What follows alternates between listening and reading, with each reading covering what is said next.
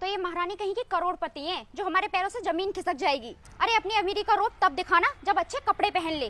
और तुझे देखकर साफ पता चल रहा है कि तू गांव की गवार है और तेरे कपड़ों में से भी कितनी बदबू आ रही है। पता नहीं कितने दिनों से नहाई भी नहीं होगी। अरे यार तुम भी किससे बोल रही हो? तुम्हें इसकी हालत को देख करके नहीं लग रहा है कि ये खेतों में काम करती होगी, भैंसों का गोबर उठाती होगी? अब ये सब काम करने के बाद बेचारी के कपड़ों से तो बदबू आएगी ही। और हाँ, गांव के लोगों को ज्यादा नहाने को ही कहाँ मिलता है, बेचारे 8-8 दिनों में तो नहाते हैं वो। देखो, अगर तुम लोग शहर से हो तो इसका मतलब ये नहीं है कि तुम गांव वालों की बेइज्जती करोगे। तुम्हें कोई अधिकार नहीं है उनकी बेइज्जती करने का। ये कानून का पाठ ना तू हमें मत पढ़ा। हमें किसकी बेइज्जती करनी है और किसकी नहीं करनी है वो सब हम डिसाइड करेंगे। तू डिसाइड करने वाली कोई नहीं होती है। अरे हमने तुझसे 1-2 फोटो क्या निकलवा लिया, तू तो अपनी औकात ही भूल गई और अपने आप को हमसे कंपेयर करने लगी।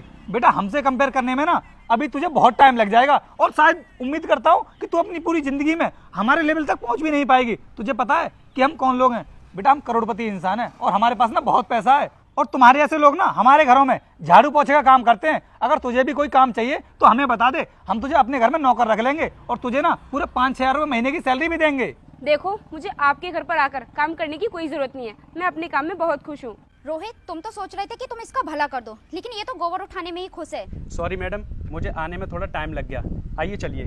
ठीक है। अरे रुकिए सर, आप इस गवार को कहाँ लेकर के जा रहे हो और कौन है ये? मैडम आप गवार किसको बोल रही हो? आप मैडम के बारे में जानती नहीं हो? मैडम यहाँ की नई IAS ऑफिसर हैं। क्या IAS ऑफिसर?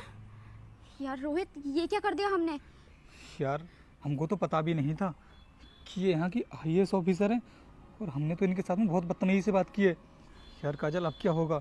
यार एक काम करते हैं, मैडम से माफ़ी मांग लेते हैं।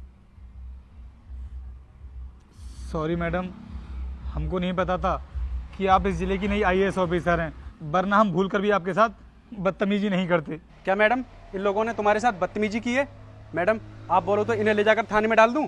अरे कोई बात नहीं कांस्टेबल, इनको मेरे बारे में पता नहीं था इसलिए ऐसा बोल दिया। मैडम आप कितने अच्छे स्वभाव की हैं।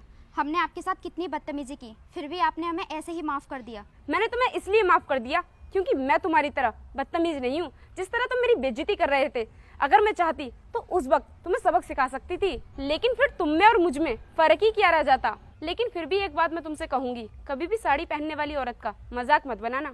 और हाँ, उस टाइम मैं तुम्हारी गाड़ी से टेक लेकर इसलिए खड़ी हो गई थी क्योंकि तुम मेरी गाड़ी के सामने फोटो ले रहे थे। मैंने तुम्हें डिस्टर्ब नहीं किया, लेकिन अगर मैं चाहती तो उस टाइम तुम्हें मना कर सकती थी, लेकिन मैंने ऐसा नहीं किया। सॉरी मैडम, माफ़ कर दीजिए हमको, हमसे बहुत बड़ी गलती हो गई।